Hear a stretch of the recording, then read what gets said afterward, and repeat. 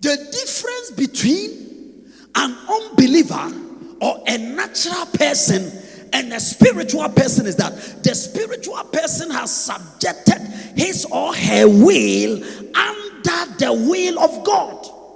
That is the difference. So until our will is subjected to the will of God, we are still walking in carnality.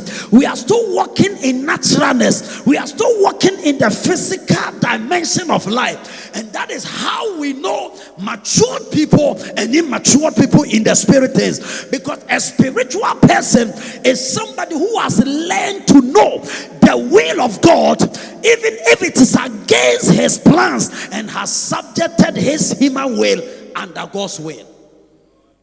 So we have our plans, we have our aspirations, we have our dreams, we have our wishes, but until we bring it under the will of God, we have not perfected this journey called Christianity.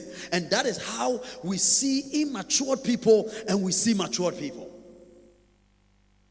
That is why some of you, your prayer changes because you are trusting God to pass an exam, and because you didn't pass the exam, you are still praying because you were not following God by understanding of who God is, because you think that your service to God must be attached to what He can do for you.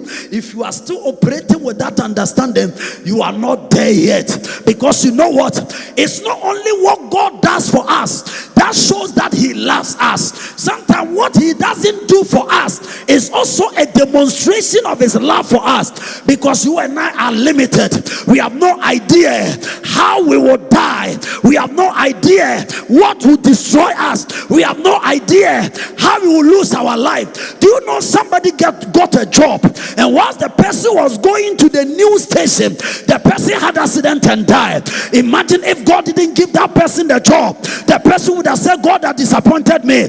But in His perfect will, He preserved that individual from death by not giving the person job. And so a matured person has learned to subject his or her will under the will of God. And I learned this from Jesus. I learned it from Jesus. Watch this. Jesus goes to Gethsemane. The Bible says after God has revealed all that will have to happen to him, and he saw the beatings, he saw the disgrace, he saw the piercing, he saw all the things, he started praying. Labaku sakataniata ebegogogogogo biliku sataya ivaliataliata. My Father, my Father, my Father, let this trouble escape me. May I not go through this pain. I don't want this shame. I don't want this beating. Father, do something about it. Show me your mercy. May I not die like an ordinary person. I don't want to die the death of curse. My Father, my Father. And God will not mind him. Madini kulia katanama.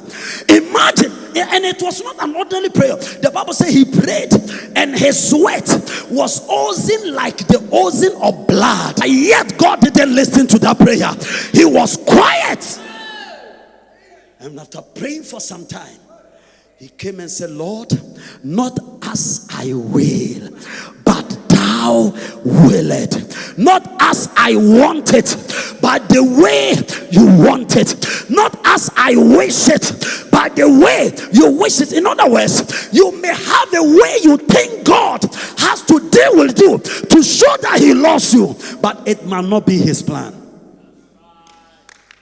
And so a spiritual person understands that I may have my plans, I have my agenda, I have my vision, I have my ambition, I have my timetable. I'm supposed to be here at age 25, at age 28, I'm supposed to be here.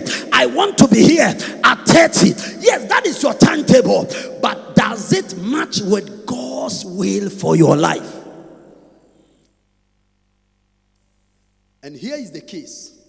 Because God gave you sovereignty over your will, if you choose not to go according to God's will, God has no option than to help you to fulfill what you want to do. But it is dangerous.